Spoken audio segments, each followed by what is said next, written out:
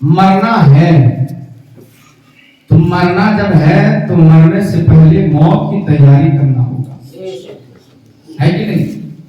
जब मरना है तो मरने से पहले मरने की तैयारी करना होगा। जैसे खाना पकाने के लिए चावल की तैयारी, पानी होना चाहिए, आग होनी चाहिए, तब खाना जाके पकेगा। तो जब खाना पकाने के लिए इतनी तैयारी करते हैं तब खाना पकता है।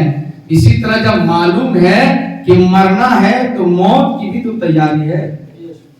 और मौत की तैयारी क्या है? नमाज है, रोजा है, हज है, ज़कात है, यही सब मौत की तैयारी है। लेकिन आज देखिए, कोई इंसान मर जाता है, हमारे मोहल्ले में इंतकाल होता है, जनाजा चारपाई को लेकर हम लोग जाते हैं कब्रिस्तान पे जाते हैं, है कि नहीं? बहुत सारे हजरात पैदल जाते हैं पीछे पीछे, और बहुत सारे हजरात बाइक में सवार होकर जाता है, जबकि पैदल जाना चाहिए। जनाजे के साथ साथ चले और कांधे से कांधा बदलते हुए जाएं, ताकि आप जब कांधे से कांधा बदल कर जाएंगे, अल्लाह ताला एक कदम के बदले में एक गुनाहे कबीरा को माफ फरमाएगा। गुनाहे कबीरा एक गुनाहे सगीरा। गुनाहे सगीरा हम जो नेकी करेंगे उसको मिटा देगी, लेकिन गुनाहे कबीरा बगैर तौबा के माफ नहीं होता है। वो भी अल्लाह का तौबा कबूल कर लिया तब, वरना गुनाहे कबीरा ऐसे माफ नहीं होगा। लेकिन ऐसी जगह है कि जहां अल्लाह ताला गुनाहे कबीरा को माफ कर देता है। वो कौन सी जगह है? वो जनाजे को लेकर कांधे पे चलेंगे तो अल्लाह ताला एक कदम के बदले में एक गुनाहे कबीरा माफ।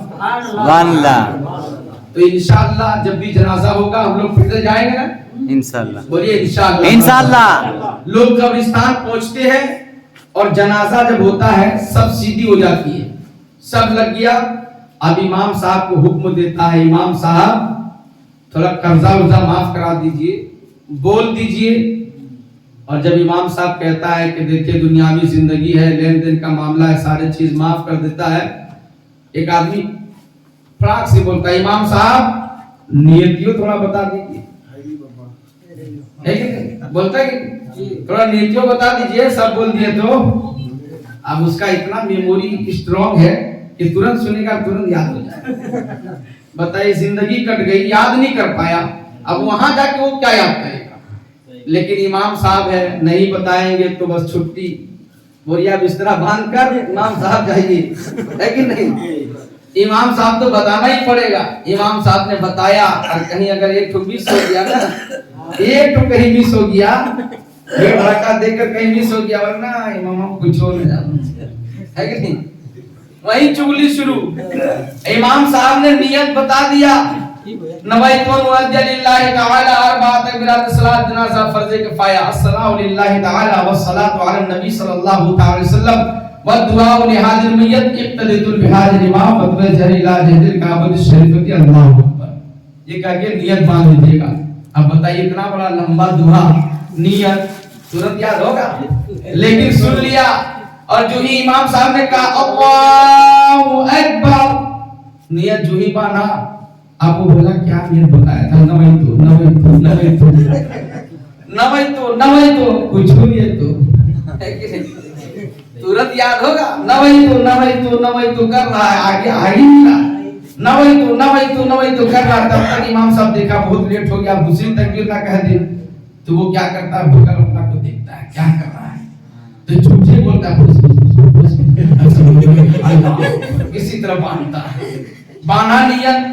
और उसके बाद क्या पढ़ेंगे, क्या पढ़ेंगे, यादें नहीं है, सना यादें नहीं, पढ़ेगा क्या, सोचने लगता है। तब तक दूसरी तकबीर देगा, ज्यादा देर हो गया तो दूसरी तकबीर कह दे।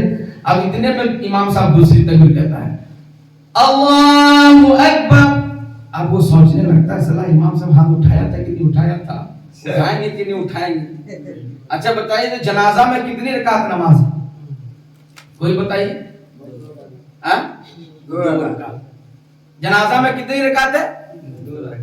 2 रकात। एक बार जानते हैं, एक गांव था, मुखिया साहब आपने कहा 2 रकात, एक गांव था जिसमें 2 पार्टी, मस्जिद 4 रकात। देखिए सुनिए, एक गांव था जिसमें एक ही मस्जिद लेकिन दो पार्टी, एगो नेता उधर था, एगो नेता इधर था। आधा पार्टी ही नेता ले लिया, आधा पार्टी वो नेता ले लिया, और मस्जिद में चंदा होने लगा। मस्जिद में चंदा होने लगा तो ये कहता हम 10,000 दिए, तो उधर वाला पार्टी कहता हम 20,000।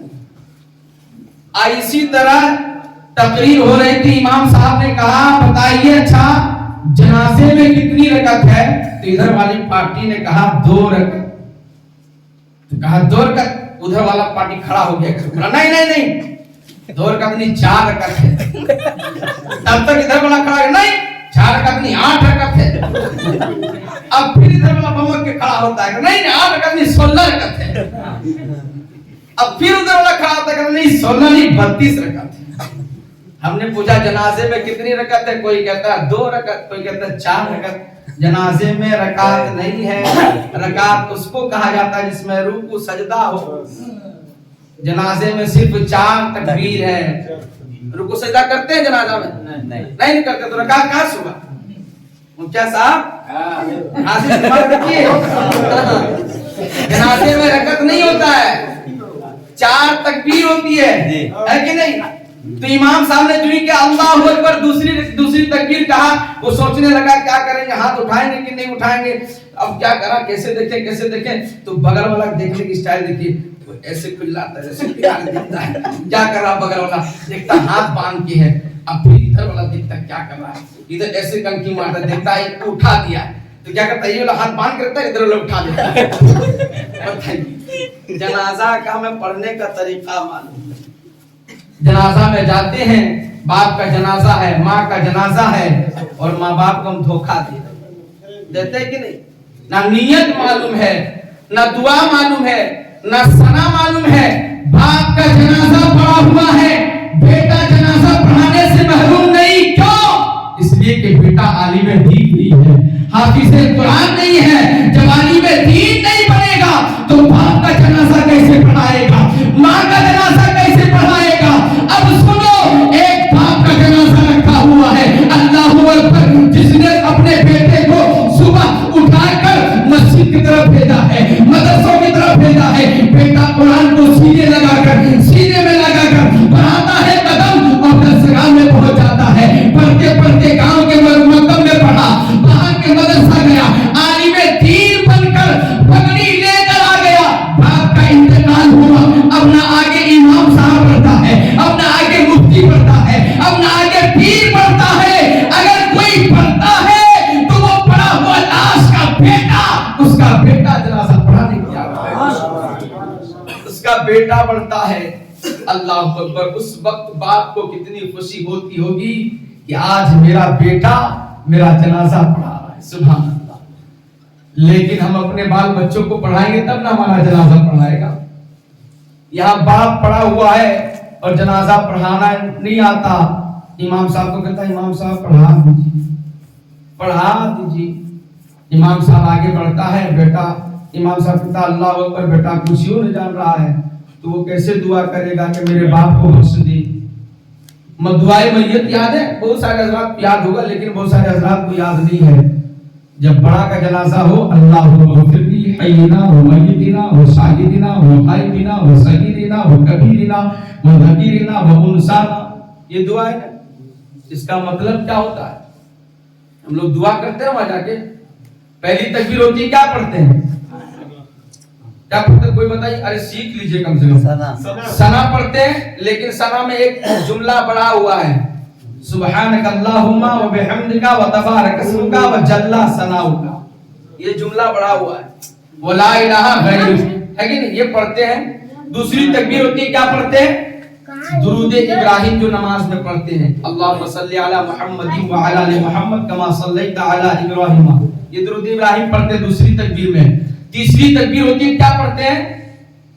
दुआए मैयत, वही अल्लाहुम्मा ग़फ़िरली हय्यिना, दुआ करने गए हैं। आगे जनाजा है, दुआ किसके लिए करने गए हैं? बोलिए ना, मैयत के लिए। लेकिन दुआ हम करते क्या है? अल्लाहुम्मा ग़फ़िरली हय्यिना व मय्यितिना व शाहिदिना व ग़ाइबिना। दुआ करने गए मैयत के लिए, लेकिन दुआ मांगते एक बात कैसी नाइंसाफी है। दुआ करने के मैयत के लिए, लेकिन कहते अल्लाहुम्मा गफिर ली हय्यिना, ए अल्लाह हम जिंदों को बख्श दे। फिर कहते वो मैयितना, ए अल्लाह फिर मुर्दे को बख्श दे। ऐसा क्यों कहा गया, ऐसा क्यों कहते हो? तो जवाब आता है, सुनो सुनो, हम दुआ करते हैं पाक परवरदिगार, पहले हम जिंदों को बख्श दे, बाद में मुर्दे को बख्श दे। अरे जब जिंदा बख्शा जाएगा और जो बख्शा जाता है अल्लाह ताला उसकी दुआ को कबूल फरमा लेता है। हम बख्शे जाएंगे तो मैयत के हक में जो भी दुआ करेंगे हमारा दुआ कबूल होगा। इसलिए कहते हैं पहले हम जिंदों को बख्श दे, बाद में कहते हैं मुर्दों को बख्श दे, है कि नहीं? दुआ याद नहीं करेगा, नियत याद नहीं करेगा, लेकिन जब डीजे बजेगा तो नौजवानों को, लड़का को देखिए ऐसा ऐसा डांस करेगा, देखकर हम दंग रह जाएंगे। सोचता मौलाना साहब देखियो ना पाका में डांस करते हैं, तो अरे फेसबुक का जमाना है, सब लाइव चलता है, देख लीजिएगा कौन कौन डांस कर रहा है। और उसको नियत पूछ दीजिए, नियत क्या है मालूम नहीं। निकाह के वक्त गया, दूल्हा बनकर सज धज के गया है लेकर, बाप अपना बेटा को दूल्हा बनाकर लेके गया, और जब मौलाना साहब निकाह पढ़ाने के लिए आए तो कहा पढ़िए कलमा। कलमा याद हो नहीं, पढ़ेगा क्या? ला इलाहा इल्लल्लाह नहीं बोल पाता, यूं ही नहीं बोलता, यूं ही बोलता हुई हुई। जनाब हमने निकाह पढ़ाया, बहुत सारे दूल्हे को देखा है, बहुत तोड़ तोड़ कर पढ़ाना पड़ता है, एक एक लफ्ज को पढ़ाना पड़ता है। बताइए पढ़ेगा तब ना पढ़ पाएगा। इसी तरह एक शादी हो रही थी तो बारात की गाड़ी आ गई, बाराती सारे सवार हो गए। ऐसे भी बारात वाले जो बाराती होते हैं वो तेज तरार होते हैं, चलो जल्दी से जाएंगे और फराक सिखाएंगे और वापिस आ जाएंगे। हाँ, उसके बाद दूल्हा बेटा और दूल्हा जाने क्या करेगा क्या नहीं, वहां बांधे जा जो करे। बाराती लोग तैयार, गाड़ी में सवार हो गया। दूल्हा का बाप कहता है अरे दूल्हा को कहा लाओ जल्दी सवार करो गाड़ी पे, दूल्हे की गाड़ी आ गई है। कहा दूल्हा अभी तक नहाया नहीं है। बहुत पोज में रहता है उस दिन, है कि नहीं? जिस दिन दूल्हा बनता है बहुत पोज में रहता है, एकदम पूरा स्टाइल में। और उसका दोस्त लोग कोई कपड़ा पहना रहा है, कोई बटन लगा रहा है, कोई पैंट सीधा कर रहा है, कोई जरबन दे रहा है। देखते कि जब पहनाता कपड़ा तब सब एकदम लगा हुआ है। दूल्हा भी तो नहाया नहीं, बाप कहता जल्दी से नहलाओ उसको। नहलाया, किसी तरह रूम के अंदर ले गया। उस वक्त जानते हैं कि लाइट का जमाना नहीं, वो गैस बत्ती जिसमें मेंटल लगा हुआ था, है ना, मेंटल लगा हुआ था। दूल्हा कपड़ा पहना रहा था दूल्हे को, अचानक मेंटल फूट गया। बस अंधेरा छा गया। जो ही अंधेरा छाया और दूल्हे को कपड़ा पहनाकर बाहर निकाला तो दूल्हा पहले सीधा था, अब टेढ़ा हो गया। पहले सीधा था, अब टेढ़ा हो गया। जब निकाला तो लोगों ने देखा रे दूल्हा टेढ़ा कैसे हो गया रे, दूल्हा टेढ़ा कैसे हो गया? क्या पता नहीं, नहलाए ठंडी में तो कहीं नस तो घिस नहीं गया, कुछ हो तो नहीं गया। सब लोग देखने लगा। अब ठेल के पीछे से सीधा करता है, सीधा करता तो ठेलता जब इधर सीधे ऐसे सीधा हो जाता, फिर छोड़ता, फिर ऐसे हो जाता। कहा क्या हो गया दूल्हे को, क्या हो गया? कहा डॉक्टर को बुलाओ। डॉक्टर को बुलाया गया, देखा ठीक ठाक, कहा इसको ऑपरेशन करना पड़ेगा। कहा रे इसकी शादी, अभी बारात जाएंगे और अभी ऑपरेशन करेंगे तो शादी कैसे होगी, शादी तो टूट जाएगी। कहा नहीं ऑपरेशन करना पड़ेगा, चलो ले चलो। ले गया डॉक्टर के यहाँ, कहा ऑपरेशन में खर्चा 12,000 लगेगा। कहा ठीक है ले दीजिए। डॉक्टर साहब उस दूल्हे को लेता, अंदर ले जाता ऑपरेशन रूम में और 5 मिनट में फौरन निकाल देता है। अब देख रहा लोग कि दूल्हा तो सीधा हो गया। 5 मिनट में डॉक्टर साहब से कहा क्या किया आपने, क्या किया? दूल्हा तुरंत सीधा हो गया। अब देख रहा ना कहीं फाड़ा है ना छीड़ा है, कुछ कटा फटा निशान नहीं। कहा डॉक्टर साहब अरे ये जादू करके ऑपरेशन कर दिए क्या? देख रहे दूल्हा सीधा हो गया है और कटा फटा का निशान नहीं। कहा अरे तुम्हें सीधा होने से मतलब था, ले जाओ। कहा ठीक है ले जाते हैं, लेकिन दूल्हा बाप कहता था जरा बता तो दीजिए बीमारी कौन सी थी? कहा अरे बेवकूफ, पैंट का बटन है ना शर्ट में लगा दिया था इसलिए टेढ़ा हो गया था। पैंट का बटन शर्ट में लग गया था। तो जल्दी भाजी में हड़बड़ी नहीं करना चाहिए, हड़बड़ी में गड़बड़ी हो जाता है। आप लोग माशाल्लाह बैठे हैं, हजरत की तकरीर समाप्त करेंगे इंशाअल्लाह। और अपने ईमान में ताजगी लाइए। सामने मस्जिद है, नमाज पढ़ने की कोशिश कीजिए। इंशाअल्लाह नमाज पढ़ेंगे। मैं इसी चंद जुमलों के साथ हजरत की बारगाह में इल्तिजा पेश करता हूँ कि आप माइक पर आए इस शेर के साथ कि नजर इनसे मिलाओ दौलते ईमान दे देंगे। मोहब्बत से बोले सुभान अल्लाह। नजर इनसे मिलाओ दौलते ईमान दे देंगे, जो काम आए कयामत में वही सामान दे देंगे। जो काम आए कयामत में वही सामान दे देंगे। और किस शेर की आमद है ये रंग कांप रहा है। किस शेर की आमद है कि रंग कांप रहा है।